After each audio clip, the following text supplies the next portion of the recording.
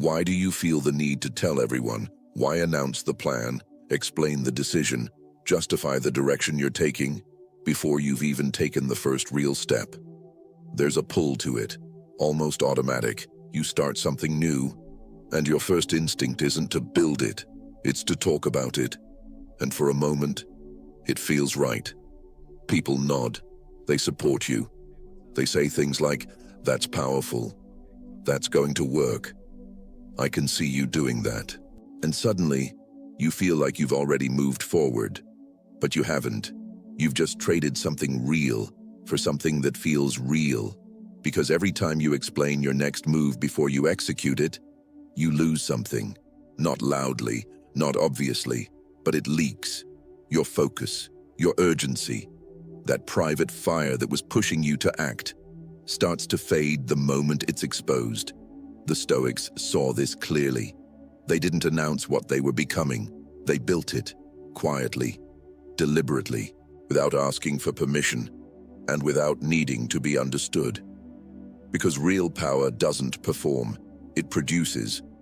And yet today, we live in a world that rewards the opposite, where people celebrate intentions more than results, where talking about discipline gets more attention than practicing it, where explaining your life has become a substitute for actually living it. So here's the shift. What if the more you explain, the weaker your progress becomes? And what if the people who are truly moving forward are the ones you barely hear from? In this video, you're going to learn 7 Stoic lessons that will change the way you move.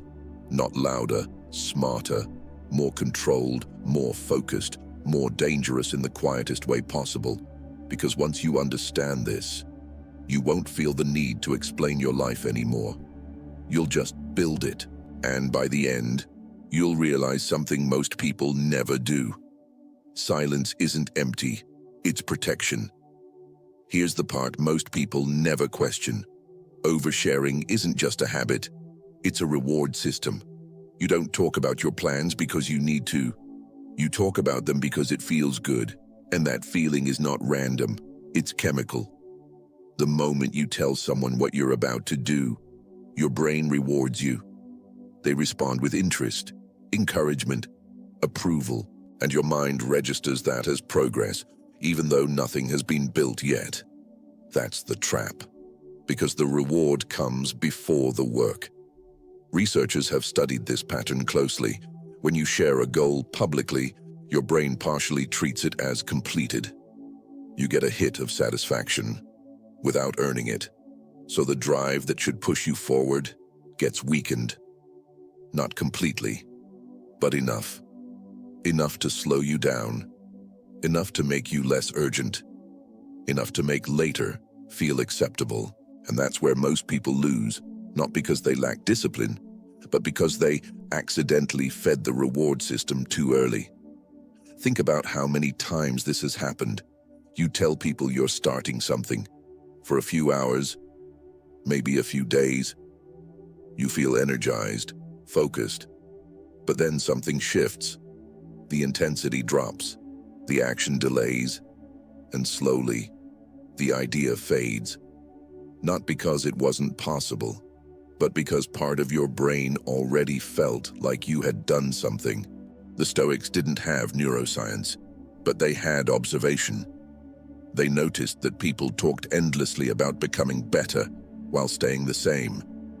They saw ambition expressed in words, but not in action. And they understood something simple, but brutal. Talking creates the illusion of progress. Silence forces the reality of it. Because when you don't announce, there is no early reward, no validation, no applause, no emotional shortcut, just the work. And that changes your relationship with effort. You're no longer chasing the feeling of being seen. You're building something real. There's another layer to this. When you explain your plans to others, you invite their perception into your process, their doubts, their limitations, their unconscious bias. Even if they support you, they shape how you think, and now your focus is no longer pure. It's influenced, filtered, adjusted. But when you keep things quiet, your thinking stays clear, your direction stays yours, your energy stays intact. So this isn't about being secretive. It's about being strategic. Because the moment you understand this, you stop chasing validation before action. You stop feeding the illusion, and you start protecting the only thing that matters, your momentum, which leads to the deeper shift. If oversharing weakens your progress, then silence isn't just preference, it's power. Silence is misunderstood. Most people see it as absence, as hesitation, as uncertainty, as something passive. But in Stoic philosophy, silence is not the lack of power, it is the control of it. Because the person who feels the need to explain everything is not in control of their energy. They are distributing it, constantly, explaining decisions, justifying direction, clarifying intentions. And every explanation does something subtle. It opens the door to opinions, to judgment, to influence. The moment you explain your path, you invite other people into it. And once they're in, they begin shaping it, not intentionally, but inevitably. They ask questions, they suggest alternatives, they project their fears, and now your clarity is no longer clean, it's diluted. The Stoics rejected this, not because they were closed off, but because they understood something deeper. Not everything needs to be shared to be real. In fact, the more important something is, the more it needs protection. Your goals are not content. They are direction. They are strategy. And strategy is not something you broadcast. It's something you guard. Think about it this way. If your life is a mission, then your plans are your blueprint. And blueprints are not meant for public debate. They are meant for execution. Every time you explain your next move too early, you shift your focus from building to managing perception, from execution to explanation. And that shift costs you. It costs you depth. It costs you intensity. It costs you the quiet focus required to do meaningful work. Silence protects that. It removes the need to perform. It removes the pressure to be understood. It allows you to move based on internal alignment instead of external approval. This is the difference between two types of people, the performer and the builder. The performer speaks first. They explain their intentions.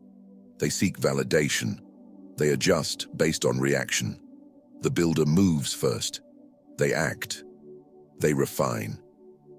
They let the results speak when it's ready.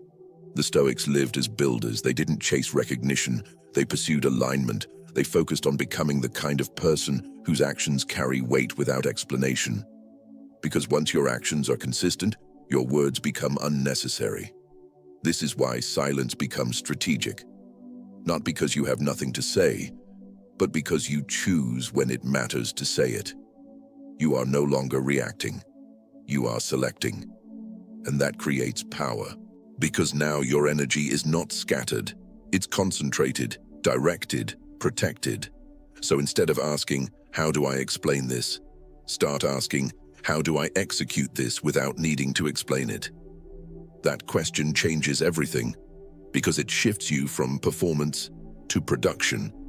And once that shift happens, your life stops being something you talk about and becomes something you build. Which brings us to the first principle: guard your goals like state secrets. Most people treat their goals like announcements. They say them out loud, they repeat them often, they turn them into conversations. But Stoic thinking takes the opposite approach. Your goals are not meant to be announced. They are meant to be protected.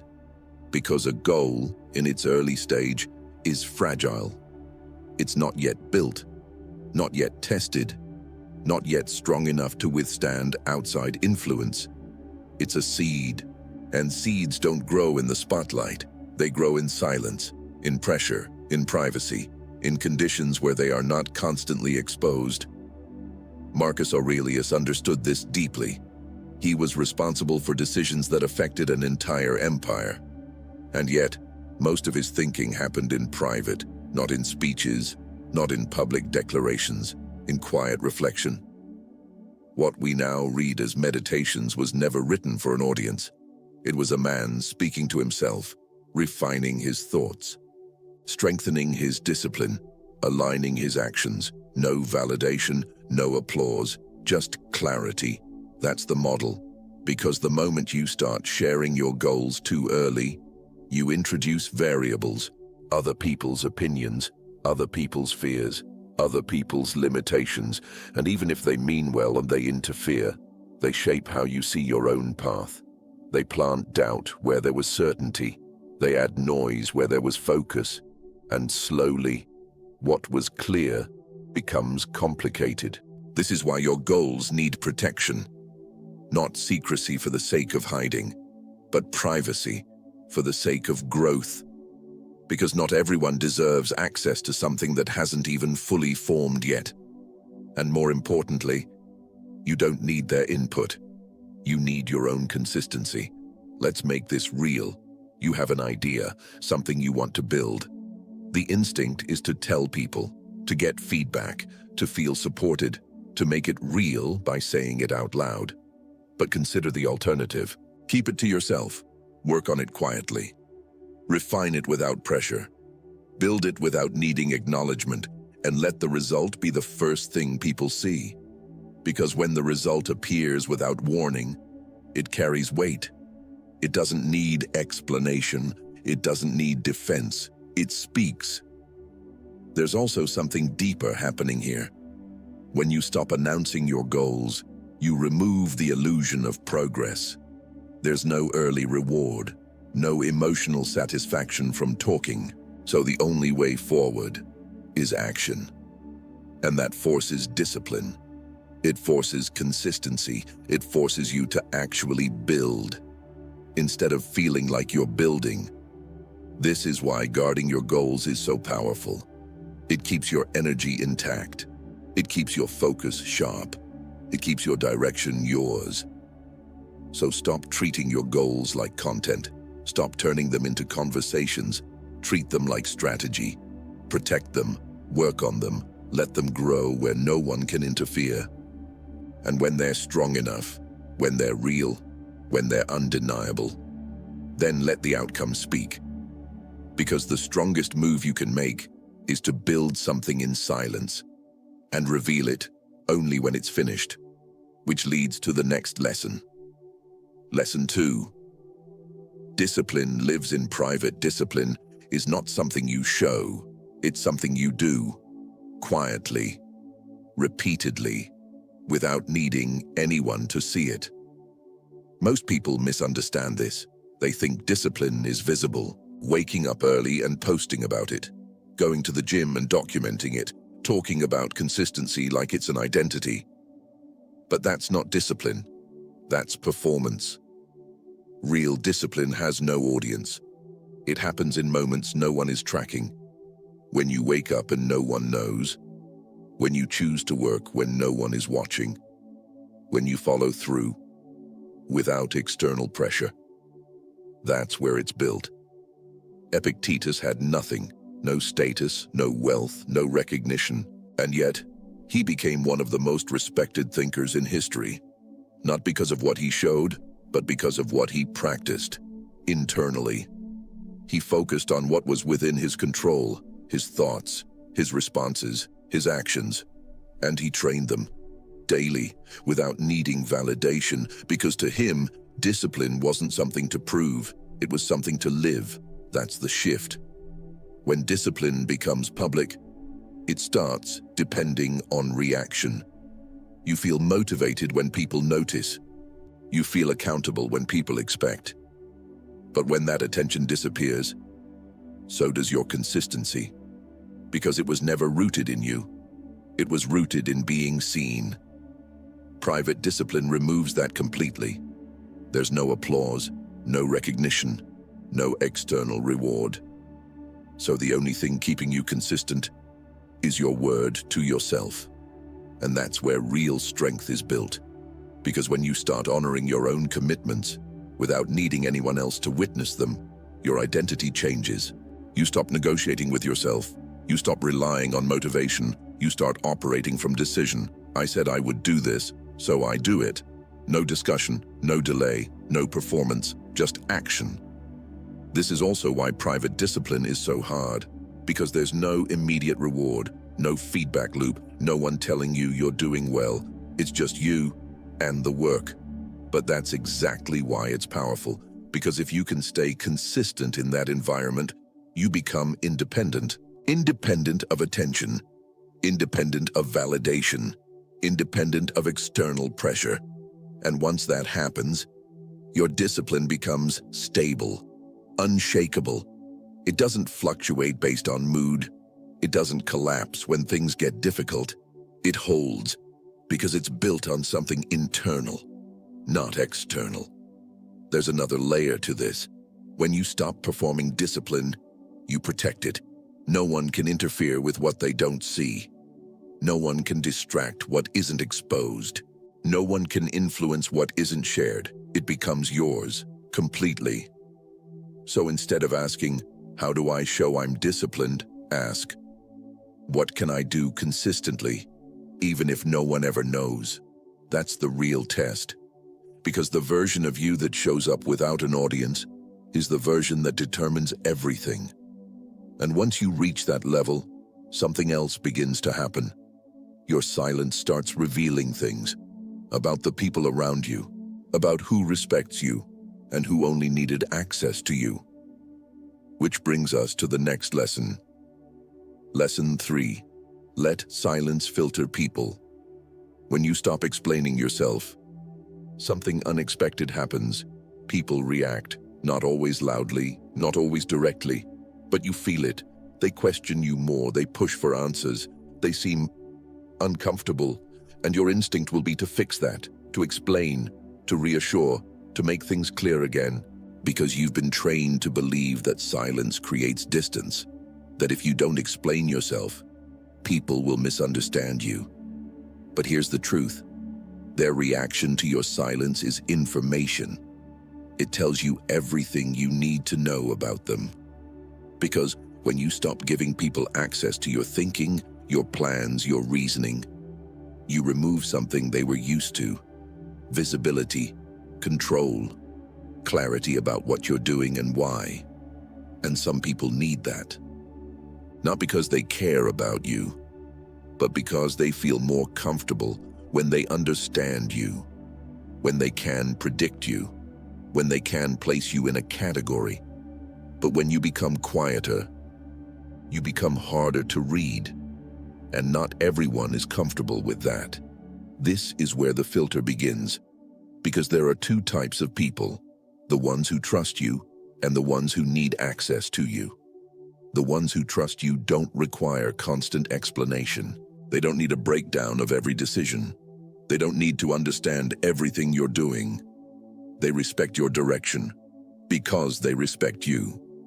But the ones who need access react differently. They question more. They doubt more. They push for justification because your silence removes something they relied on. And when you start explaining again, you reinforce that pattern. You teach them that your boundaries are flexible, that your decisions are open for discussion, that your direction requires approval. But when you hold your silence, you change the dynamic. You stop negotiating your life. You stop managing other people's expectations. You stop explaining things that don't need explanation. And over time, people adjust, or they leave. And that's where most people struggle, because they see that as loss. But it's not. It's clarity. Because anyone who requires constant explanation to stay was never aligned with you to begin with. They were aligned with access, with control, with being involved in something that was never theirs.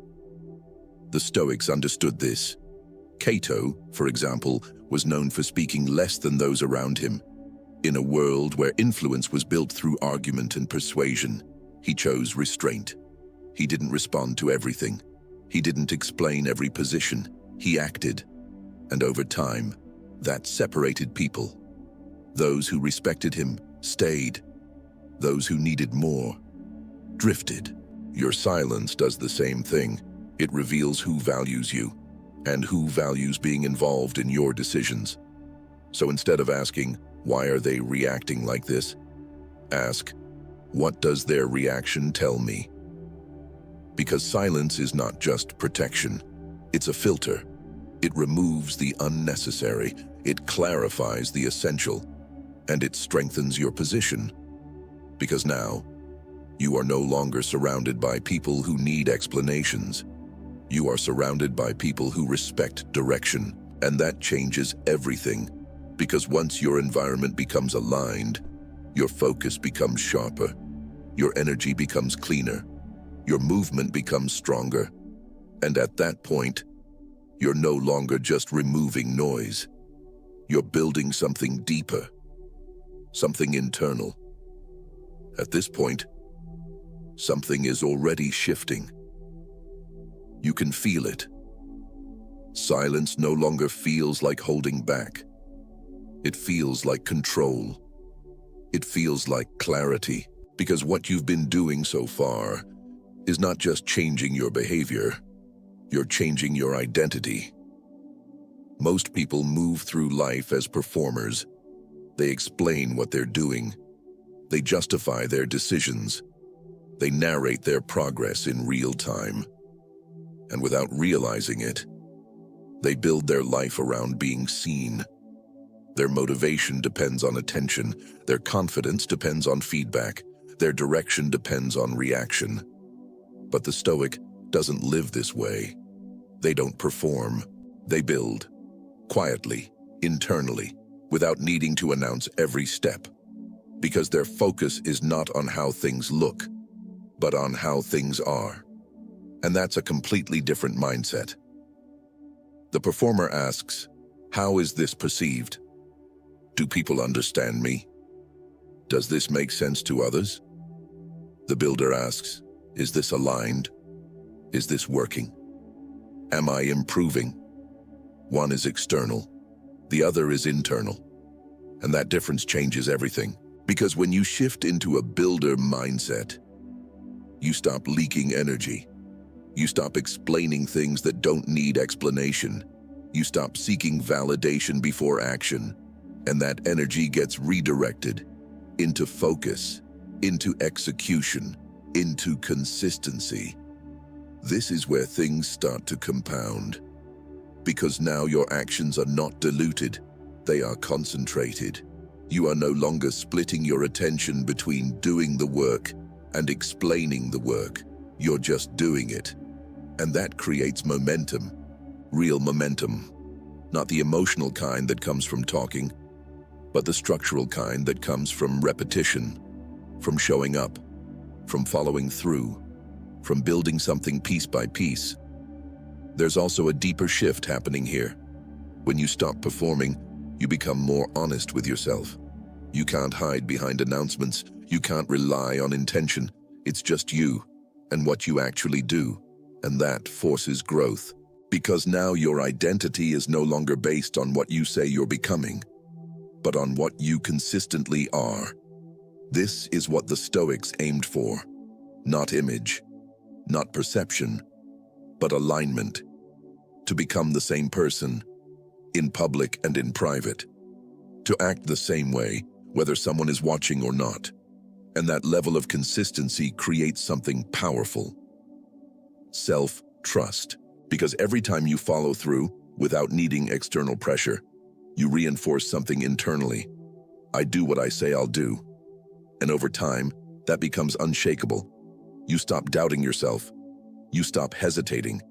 You stop needing confirmation because you've proven it to yourself. Quietly, consistently. That's the difference. The performer needs to be seen to feel real. The builder becomes real, whether anyone sees it or not. And once you cross that line, once you start operating from that place, your entire life changes. Because now you're not just removing noise, you're building a foundation, an internal one. And from that foundation, you can start setting things that most people struggle with. Clear boundaries, without explanation. Which brings us to the next lesson. Lesson 4. Your boundaries don't need a backstory. Most people don't struggle with boundaries. They struggle with explaining them. They say no and immediately feel the need to justify it. They decline something and start building a story to make it acceptable. They protect their time, but soften it with reasons, context, and apologies. Because somewhere along the way, you were taught that a boundary is not enough on its own, that it needs to be understood to be respected. But the Stoics saw this differently. To them, a boundary was not a negotiation, it was a decision, and a decision does not require explanation. Seneca was clear about this. Your time is your only true possession. Everything else can be taken, influenced, or replaced. But your time, once given away, is gone. So why would you justify protecting it? Why would you explain something that is already yours? Here's what actually happens when you over-explain a boundary. You invite negotiation. You give the other person something to work with. They question your reason. They challenge your logic. They look for exceptions. And suddenly, what was a clear line becomes a conversation. And conversations are where boundaries weaken, because now you're no longer standing firm. You're defending your position, trying to make it acceptable, trying to make it understood, trying to avoid discomfort. But real boundaries are not designed to avoid discomfort. They create it, because they disrupt expectations, they shift dynamics, they force people to adjust, and not everyone will like that. But that's the point, because a boundary is not for them, it's for you. It's a reflection of your standards, your limits, your priorities, and those things don't need approval to exist. Let's make this real. Instead of saying, "I can't do that because I'm really busy and I have a lot going on right now," you say, "That doesn't work for me." And you stop. No extra explanation, no added justification, just clarity. And that clarity carries weight, because it shows something important. You're not asking for permission, you're stating a decision. Now here's where it gets interesting. The way people respond to that tells you everything. The ones who respect it immediately were never the problem. They understand boundaries, they value clarity, they don't need control. But the ones who push back, who question, who pressure, who try to override it, are showing you something, not about your boundary, but about themselves. They are telling you, "I only respect your limits when they are convenient for me." And that's information, valuable information, because it shows you where adjustment is needed, not in your boundary, but in your environment. This is why Stoic boundaries are simple, clear, calm, unemotional, no over-explaining, no defending, no negotiating, because once you know what is aligned for you, you don't need to convince anyone else. And there's another layer to this. When you stop explaining your boundaries, you stop seeking validation through them. You stop needing people to agree with your decisions. You stop needing them to understand your reasoning. And that gives you something powerful: independence. You act based on your standards, not based on how those standards will be received. And over time, that builds respect, not from explanation, but from consistency. Because people learn quickly. They learn what you tolerate. They learn what you accept. They learn what you enforce. And the clearer you are, the less they test it. So stop turning your boundaries into stories. Stop trying to make them comfortable. Stop explaining what is already yours to decide. Set them, hold them, and let the response reveal what it needs to reveal. Because once your boundaries are clear, your energy becomes protected. Your time becomes intentional. Your focus becomes sharper. And that allows you to do something most people never fully commit to. Let your actions speak for you. Which brings us to the next lesson. Lesson 5. Let results speak. Most people talk first and build later. They explain what they're going to do. They describe what they're working on. They create an image of progress before progress exists. And for a while, it works. People believe them. People support them. People respond to the idea, but over time, something breaks. Because words don't compound, results do. The Stoics understood this clearly. They didn't try to convince people of their character. They lived in a way that made explanation unnecessary. Zeno, the founder of Stoicism, was known for saying very little. Not because he had nothing to say, but because he understood the value of restraint. Listen more. Speak less. And when you speak, make it count. But here's the deeper layer. When you rely on words to establish credibility, you create a gap between what you say and what you've done. And the larger that gap becomes, the weaker your position is, because eventually, people notice. They may not say it, but they feel it, and once that trust is broken, no amount of explanation can rebuild it. Results remove that problem completely, because results don't argue. They don't explain. They don't need validation. They simply exist. And that existence carries weight. Let's make this real. You can tell people you're disciplined, or you can show up consistently for months without saying a word. You can explain your vision, or you can build something that makes the vision obvious.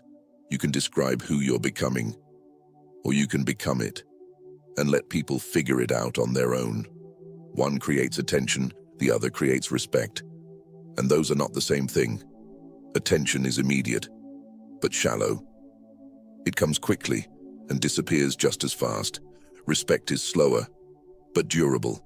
It builds over time, and once it's there, it stays. This is why letting results speak is so powerful. It removes the need to manage perception. You don't have to explain yourself. You don't have to defend your direction. You don't have to convince anyone of your value, because your actions are doing that for you. There's also something strategic here. When you stop talking about what you're doing, you remove expectations. No one is watching your timeline. No one is tracking your progress. No one is waiting for results. And that gives you freedom. Freedom to build at your own pace, to adjust without pressure, to improve without scrutiny. And when the result finally appears, it has impact. Because it wasn't anticipated, it wasn't explained, it wasn't gradually revealed, it just showed up. And that creates a different kind of reaction. Not curiosity, not interest, respect. Because people understand something immediately. This wasn't talked into existence, it was built. So instead of asking, how do I explain what I'm doing? Start asking, what can I build so well that it doesn't need explanation? That question changes your focus from words to work, from intention to execution, from perception to reality. And once you start operating like this, you naturally begin to withdraw from something that drains most people completely. Noise, distraction, unnecessary engagement, constant reaction. Which brings us to the next lesson. Lesson 6. Stop feeding the noise. Most people don't lose because they lack ability. They lose because their attention is scattered, pulled in every direction, reacting to everything, engaging with things that have nothing to do with where they're going. And the modern world is designed for this. Endless opinions, constant updates, arguments that never end. Everything is trying to pull you in, to get a reaction, to get a response, to get your attention, and every time you engage, you pay for it. Not with money, with energy, with focus, with clarity, small amounts at a time, but consistently enough to slow you down. This is the part most people don't see. Every reaction is a leak. Every unnecessary response drains something from you. A comment, an argument, a piece of drama that has nothing to do with your life. Individually, they feel small, but together, they create noise, and noise destroys precision. Marcus Aurelius dealt with this constantly: criticism, politics, conflict, at a level most people will never experience. And yet, his approach remained the same. Return to what is within your control, not the opinions, not the gossip, not the chaos around you, just your actions, your choices, your direction, that's it. Everything else is noise. The Stoics didn't ignore the world, they filtered it. They understood that not everything deserves engagement, and more importantly, not everything deserves your energy, because your energy is limited, and where you invest it determines what grows. If you invest it in distraction, distraction grows. If you invest it in reaction, reaction becomes your default. But if you protect it and direct it toward what matters, progress becomes inevitable. Let's make this real. You see something online that triggers you. Your instinct is to respond, to correct it, to argue, to prove something. But ask yourself, does this move me forward? Does this improve anything that actually matters in my life? Or is this just another moment of reaction? Most of the time, it's the second. And the Stoic response is simple. Don't engage. Not out of indifference, out of discipline. Because there is a difference between someone who doesn't care and someone who has chosen carefully what deserves their attention. That choice is power. The same applies in your personal life. Not every conversation needs your input. Not every conflict needs your involvement. Not every situation needs your reaction. Sometimes the strongest move is silence, not because you're avoiding, but because you've decided it's not worth your energy. And over time, this changes you. You become more focused, more intentional, less reactive. You stop being pulled into things that don't matter, and you start moving with direction, because now your energy is not scattered. It's concentrated, and concentrated energy creates results. So instead of asking, what should I respond to? Start asking, what deserves my energy? And be ruthless with the answer, because every time you choose not to engage, you protect your focus. Every time you ignore noise, you strengthen your direction. Every time you refuse to react, you build control. And that control is what allows everything else to work. By now you can feel it. The shift. Silence is no longer passive.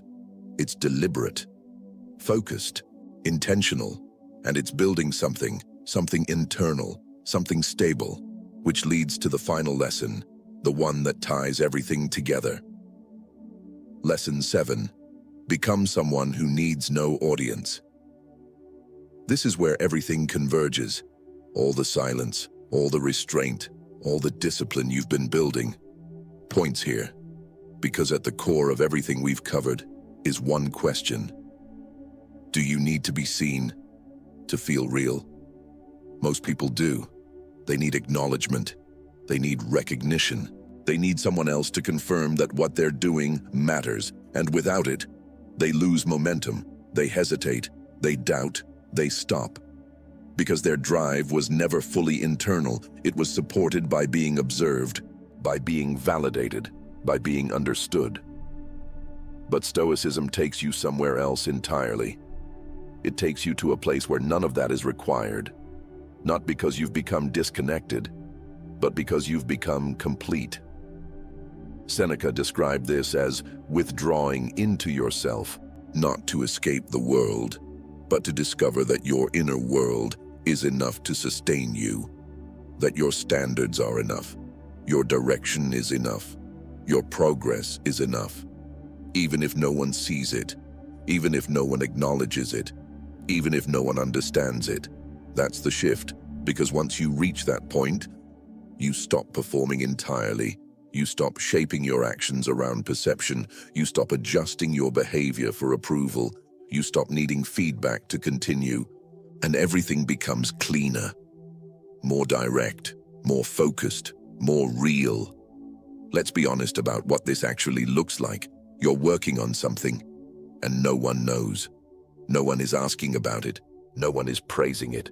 No one is expecting anything from it. Do you keep going? That's the test.